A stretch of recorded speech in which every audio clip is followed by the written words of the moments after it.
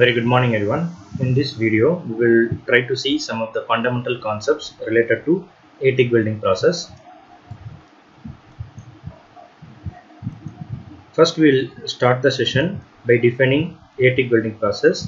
Then we will see the various mechanisms associated with ATIC welding process that are responsible for increasing the penetration. Then we will see some case studies related to ATIC welding process. Then we'll end up the session by looking into some of the applications, advantages and the limitations of ATIC welding process. The full form for ATIC welding process is activated flux TIC welding process. It also falls under the category of fusion and arc welding process. ATIC welding process uses flux coating on the material that are being joined before carrying out the welding process. So this is the only difference between ATIC welding process and TIC welding process. ATIC welding process overcomes the disadvantages associated with TIC welding process. The maximum penetration that is possible in a single pass during TIC welding process is 3 mm only, whereas in case of ATIC welding process it is even possible to achieve 8 mm penetration in a single pass when we are joining steel based alloys. This is the advantage with respect to ATIC welding process. So ATIC welding process was first developed by EO Patent Electric Welding Institute, Ukraine in the middle of the 1960s. Powdered fluxes of particle size ranging from 30 to 60 micrometer are mixed with appropriate solvent. Mostly acetone is preferred to prepare a semi-solid mixture, and then this paste will be coated on the base material that are about to be joined. Okay, so it is possible to get 8 mm depth of penetration compared to 3 mm penetration that we usually get in TIC welding process. This picture gives an idea about the ATIC welding process in a simpler manner. So we are having this oxide powder taken at a very fine size, then it is mixed with acetone to prepare a semi-solid paste. This semi-solid paste will be applied on the material that are about to be joined. Then we will be using the TIC welding setup to carry out the welding. So this is what happens with respect to ATIC welding process. The only difference, as I said before, we will be applying a flux coating on the material and we will be using the same procedures that we have followed in TIC welding process. Okay.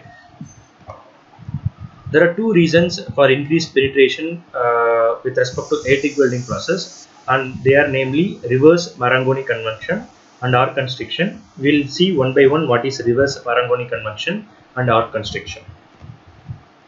So we will first see what is reverse Marangoni convection, how these mechanisms helps to increase the penetration in ATIC welding process. Okay, so generally we should know surface tension decreases with increase in temperature, and fluid flow will be always from the region of lower surface tension to higher surface tension. These two things we have to keep in mind. Okay, and we'll see this picture. Okay, this is for TIC welding process and this picture is for ATIC welding process.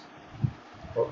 So during welding process, what happens is that at the center, this is the weld center, this is the weld interface. Okay, we know that temperature will be higher at the weld center.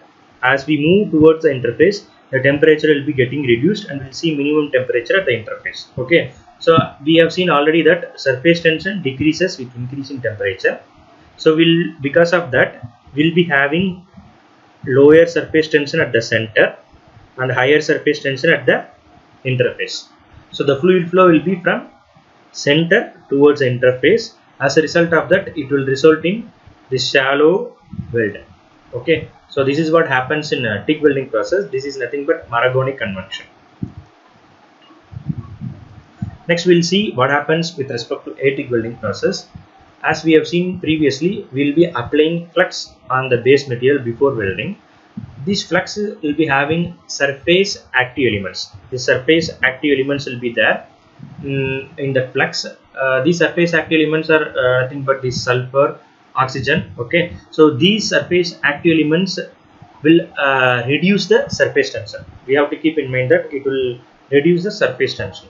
Okay, so what happens during ATIC welding process is that the volume of the surface active elements will be lesser at the center because the temperature is higher here. As a result of that, there will be a slight evaporation of the surface active elements. and at the interface the volume of the surface active elements will be more because the temperature is lesser. Okay, as I said before, this surface active element will reduce the surface tension. As the surface active elements are present at larger volume at the interface, the surface tension will be lower at the interface and it will be higher at the center. So what happens is that the fluid flow will be from interface towards the center, which will help us to get increased penetration like this in the ATIC welding process. So this is nothing but reverse Marangoni convection. So to make it simpler, in case of TIG welding process, the fluid flow will be from center to interface, whereas in case of ATIC welding process, because of the presence of surface active elements, the fluid flow will be from the interface towards the center, which will help us to get increased penetration. So this is what happens with respect to reverse Marangoni convection. Okay, next we'll see how does arc constriction helps us to increase the penetration. The vaporized flux will help us to constrict the arc. If the arc is getting constricted, the power density will be getting increased. We know that if the power density of the arc is higher, it will help us to get increased penetration. Okay, so basically the electrical resistivity of the flux is very high. As a result of that, it doesn't allow the current to flow from the weld center towards the interface, which in turn restrict the arc. Okay, so you can see from these two figures, you can see that this is TIG welding. You can see the diameter of the arc, whereas in this case, this is the picture obtained for ATIC welding process for the same material. You can see the diameter change. Okay, this is this much bigger, whereas the diameter is very less here. So if the diameter is very less, we can say that the arc has got constricted, which will increase the power density, which in turn increase the penetration. The same can be seen with respect to this picture. You can see that this is for TIG welding, okay, and this is for ATIC welding. Because of arc constriction, we are getting increased penetration, and the melting point of the fluxes are also very high. That you have to keep in mind. The main reason for arc constriction is that electrical resistivity of the flux is very high, which doesn't allow the electrons to flow towards the interface, making the arc constricted. Okay, these are the two mechanisms that are responsible for increased penetration with respect to activated flux tension in a gas welding process. So coming to the various fluxes that are generally used in ATIC welding process are starting from chromium oxide to zirconium dioxide. Different researchers are trying to explore the usage of different fluxes on different materials, and they are trying to identify the correct flux for a particular material. Okay, these are all some examples of fluxes that are generally used in ATIC welding process. We'll see some case studies now. This was done on austenitic steel. Okay, the parameters are mentioned in this table. Okay, the authors tried to explore the usage of different flux on welding austenitic steel, and they found that different flux resulted in different penetration and bead width. You can see from the picture. This is Al2O3, Cr2O3, TaO2, SiO2, and this is without flux. You can see that how shallow the weld is. You can see the penetration is very less without flux, and this is with respect to CaO. Okay, you can see that among the different fluxes, SiO2 is resulting in full penetration. Okay, at the same time reduced bead width, and compare after that we can see that Cr2O3 is resulting in improved penetration. Okay, and next we can see that TaO2 has resulted in better penetration. Okay, among the different fluxes, the authors found that SiO2 is more suitable for joining this austenitic stainless steel. You have to keep in mind that they use the same welding parameter for carrying out this welding process. And this picture gives an idea about ATIC welding process on Inconel 800H. The welding parameters are mentioned in this table, and similarly the authors have explored different fluxes on joining Inconel 800H, and you can see the maximum penetration the authors got in ATIC welding, in autogenous TIG weld is 2.494, whereas you can see for B2O5 the depth of penetration is 3.396, and for Cr2O3 it is around 3.33, and the maximum penetration was achieved with respect to TaO2, that is 4 mm it is achieved, and Al2O3 is resulting in very less penetration compared even to, it is even lesser than the autogeneous stick weld. You can see with respect to molybdenum oxide it is 2.83, and you can see a crack is visible, hard cracking is seen. We'll see this crack phenomenon, the disadvantages aspects of ATIC welding process. Okay, for this author has concluded that TiO2 is more suitable for Incula 1800H as it results in higher penetration. With respect to depth of penetration, they suggested to use TiO2. We have to check the other properties such as tensile strength, hardness, and corrosion aspects, which flux would result in better properties. Okay, this case study is dedicated only for depth of penetration. We can't come to a conclusion that this flux is more suitable because we have to focus on other properties also. Okay.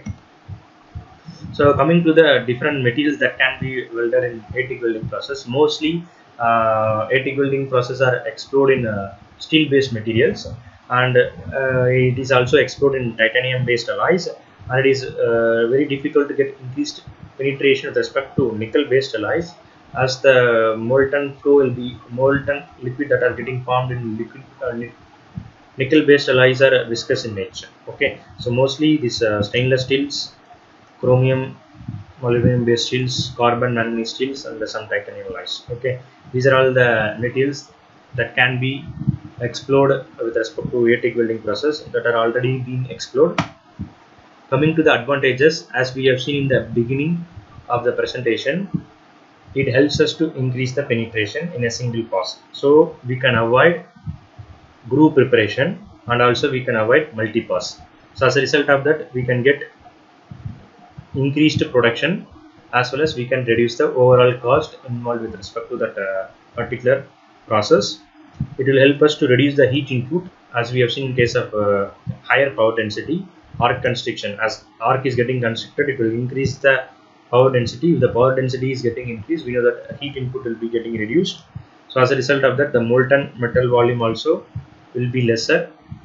As a result of this, the residual stresses that are getting formed during the welding process also will be lesser, and the distortion also will be very less compared to TIG welding process. Okay, so this picture gives an idea about distortion with respect to different fluxes and autogeneous TIG welding process.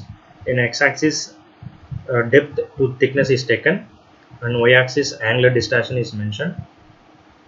You can see that for Al2O3 the distortion is only 0.8, but the depth to thickness ratio is also very less. Okay, whereas with respect to autogeneous weld, it is the distortion is around 1.4. Okay, whereas the depth to thickness ratio is also very less, 0.4. Coming to Cr2O3 and SiO2, this picture is also taken from the case study 1. So SiO2 is having maximum depth to thickness ratio. At the same time, you can see that the angular distortion is around only 0.9. Maximum penetration, at the same time the distortion also very less. And also followed by that, we are having Cr2O3 is also resulting in maximum depth of penetration, and the angular distortion is very less. Okay, so this is another advantage with respect to ATIC welding process. Coming to the limitations, we know that through this flex surface active elements are getting added during the welding process. These surface active elements are mostly sulfur and oxygen. We know that sulfur is not recommended because it will result in cracking. As we have seen in one of the case studies, we may get cracks like this at the weld center. Especially hard cracking will be seen with the presence of sulfur, and we know that if the oxygens are present in large amount, it will result in the formation of inclusion, which would affect the overall mechanical properties of the weld. So we have to find a balance between the mechanical properties and depth of penetration by controlling the volume of the surface active elements that are getting added during the welding process. These are all the references from these papers. I've taken these case studies on those pictures. With this, I will stop the content related to ATIC welding process. Thank you.